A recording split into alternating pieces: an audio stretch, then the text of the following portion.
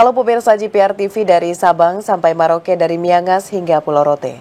Bertemu lagi bersama saya Mona Azharin-Nisak dalam program Juru Bicara.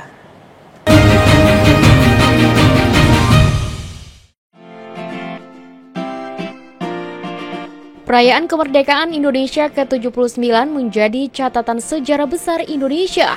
Sebab, tepat pada tanggal 17 Agustus 2024, pemerintah berencana untuk mengadakan upacara kemerdekaan di Ibu Kota Nusantara, Penajam Pasar Utara, Kalimantan Timur. Momentum penting perjalanan bangsa Indonesia ini sekaligus menjadi pembuktian akan komitmen pemerintah atas pemindahan ke Ibu Kota baru.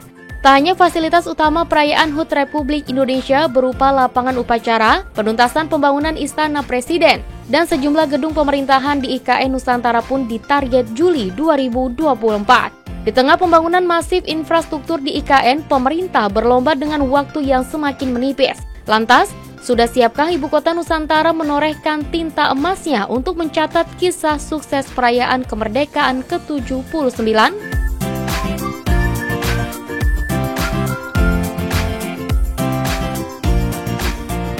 Pemirsa, pemerintah terus melakukan pembangunan dan mengkebut pembangunan di Ibu Kota Negara Nusantara, Kalimantan Timur. Mulai dari kesiapan berbagai gedung kementerian lembaga, hunian aparatur sipil negara, hingga persiapan pelaksanaan HUT RI pada tahun 2024. Dan pemirsa, untuk mengetahui seperti apa persiapan yang telah dilakukan di Ibu Kota Negara Nusantara, kita akan berdialog dalam program Juru Bicara bersama dengan Dirjen IKP Kementerian Komunikasi dan Informatika Republik Indonesia, Bapak Usman Kansong. Selamat malam Pak Dirjen. Selamat malam Mona. Baik, Pak Dirjen, kita bahas mengenai bagaimana saat ini pemerintah membangun di Ibu Kota Negara Nusantara, Kalimantan Timur. Namun sebelum itu Pak Dirjen, kita ingin tahu dulu. Sebelumnya Bapak Presiden Republik Indonesia Joko Widodo ini telah mengesahkan Undang-Undang Daerah Kekhususan Jakarta pada 25 April 2024 lalu. Undang-Undang DKJ ini mengatur segala proses pemindahan ibu kota dari Jakarta ke Nusantara atau IKN, Pak Dirjen. Hingga saat ini Pak Dirjen, bagaimana perkembangan dari status ibu kota? Kapan sebenarnya akan dipindahkan ke IKN Nusantara, Pak Dirjen? Ya, jadi status ibu kota negara tidak akan berubah, artinya dari Jakarta ke IKN sebelum Presiden menerbitkan Kepres pemindahan ibu kota. Nah, ini sesuai dengan yang tercantum pada pasal 63 Undang-Undang nomor 2 tahun 2024 tentang DKJ.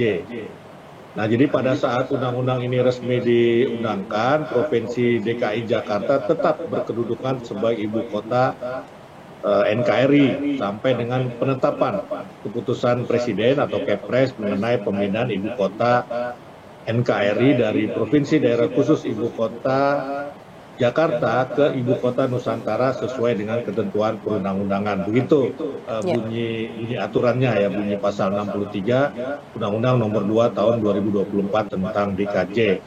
Nah, pemerintah ini tentu akan melihat progresnya seperti apa. Ya, kalau pemerintah tentu tidak akan memaksakan, ya, sangat tergantung pada progres di lapangan. Nah, Presiden Joko Widodo sendiri menyebut keputusan Presiden tentang pemindahan ibu kota dari DKI ke Ibu Kota Nusantara ini masih dalam proses. Ya, tidak tertutup kemungkinan Kepres ditandatangani oleh Presiden terpilih nanti, oleh Presiden terpilih Pak Prabowo Subianto yang nanti akan dilantik pada Oktober 2024. Baik, selanjutnya Pak Dirjen, di pembangunan di IKN tentu ini memakan banyak lahan, dan ini juga ada lahan oleh masyarakat dan sebagainya, serta investasi yang ada di IKN juga terus jor-joran begitu pemerintah melakukan sosialisasi dan juga promosinya. Beberapa waktu yang lalu Pak Dirjen, Presiden Republik Indonesia Bapak Joko Widodo juga telah menerbitkan Peraturan Presiden nomor 75 tahun 2024 tentang percepatan pembangunan di IKN. Nah, oleh karena itu pemerintah menyerahkan kepada otorita IKN untuk mengatur mulai dari kepastian jangka waktu hak atas tanah, diantaranya hak guna usaha, ini selama 190 tahun kepada investor. Nah, pertimbangannya menggunakan waktu yang selama itu sebegitu lama, Pak Dirjen, ini apa, Pak? Iya, yang pertama tentu investasi membutuhkan lahan, ya membutuhkan tanah, katakanlah seperti itu, dan tidak bisa dalam waktu yang pendek begitu ya. Jadi harus diatur waktu yang sesuai, ya yang katakanlah secara ekonomi juga bisa menarik perhatian investor.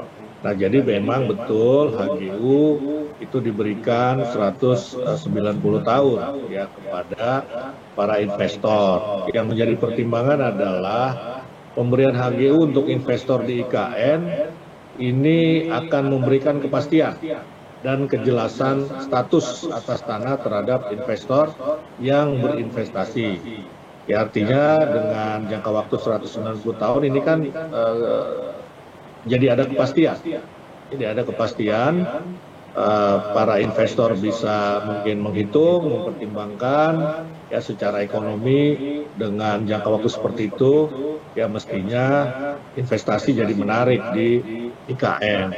Nah, kemudian penandatanganan terkait HGU itu ini semata untuk pembangunan investasi di IKN bisa lebih cepat, ya lebih cepat tentu kita harapkan bersama ya tanpa perlu tergesa-gesa ya, tapi percepatan itu kan sangat penting ya karena kita ini sudah menyiapkannya sejak lama, dan inilah saatnya kita harus mulai melakukan berbagai percepatan agar IKN bisa lebih terwujud lebih. Yang 190 tahun itu ya kita harus ingat ini sebatas hak pakai atau hak untuk mengelola lahan. Jadi artinya tanah ini, lahan ini itu adalah tetap milik negara, ya, tetap milik negara. HGU ini bisa diperpanjang terus ya, seperti di Singapura ini kan bisa 90 tahun perpanjangannya. Nah, kalau kita ini kan ya 20 tahun, 20 gitu. Jadi prosesnya harus berulang-ulang, ya harus berulang-ulang setiap 20 harus perbarui izin, katakanlah seperti itu. Nah, tetapi apapun juga itu tetap milik negara. Jadi investor itu menggunakan, bukan memiliki, ya kira-kira seperti itu. Ya. Nah, meski begitu, pemerintah hanya mengabulkan permohonan perpanjangan siklus kedua jika investor memenuhi kriteria. Ya, jadi perpanjangan itu tentu kan akan diperiksa lagi pengajuannya ya, apakah investor ini sudah comply misalnya, ini menjadi pertimbangan. Nah, nantinya otorita IKN akan mengevaluasi setiap 5 tahun. Setiap 5 tahun, jadi setelah pemberian hak siklus pertama. Nah, untuk melihat pemenuhan persyaratan seperti hak tanah yang diberikan, masih diusahakan dan dimanfaatkan dengan baik. Artinya tanahnya itu betul-betul dimanfaatkan, ya. Jangan sampai terjadi misalnya dia sudah mendapatkan hak guna, tapi dia subkan kepada investor lain. Ya, ini misalnya terjadi di Batam ya, banyak terjadi di Batam lahan-lahan seperti itu. Nah, ini tidak boleh terjadi, ini akan dievaluasi oleh OIKN. Nah, kriteria tersebut tanah yang dikelola ini masih diusahakan dan dimanfaatkan tadi ya, tidak terbengkalai begitu. Nah, kemudian sesuai dengan keadaan, sifat, dan tujuan pemberian hak. Jadi kalau tidak sesuai ini bisa dievaluasi, bisa ditarik lagi itu izinnya. Nah, pemegang hak harus memenuhi syarat sebagai pemegang hak. Tidak boleh dioperalihkan begitu ya, tidak boleh alih kepemilikan, katakanlah begitu, alih penggunaan. Nah, syarat-syarat pemberian hak dipenuhi dengan baik oleh pemegang hak dan pemanfaatan tanahnya masih sesuai dengan rencana tata ruang. Nah, itu syarat-syarat yang harus dipenuhi oleh investor ya ketika ingin mengajukan perpanjangan. Baik, Pak Dirjen, terkait dengan HGU ini tentu nanti akan ada evaluasi yang secara berkala dilakukan oleh otorita IKN. Pak Dirjen, setelah jeda pariwara kita akan lanjutkan dialog juru bicara malam hari ini terkait dengan kesiapan HUT RI di IKN Nusantara. Pemirsa jangan kemana-mana, tetap di program juru bicara.